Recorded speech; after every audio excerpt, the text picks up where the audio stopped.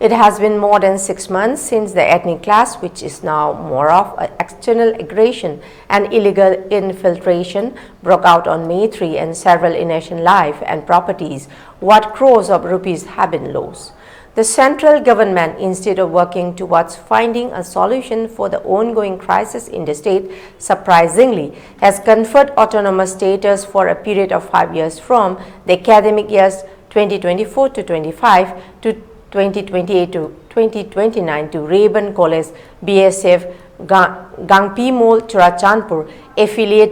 affiliated to Manipur University, as per clause 7.4 of the UGC conferment of autonomous status upon colleges and measures for maintenance of standards in autonomous colleges, Regulation 2023.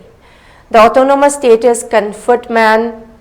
notice was conveyed via letter dated November 13 addressed to the Registrar, Manipur University.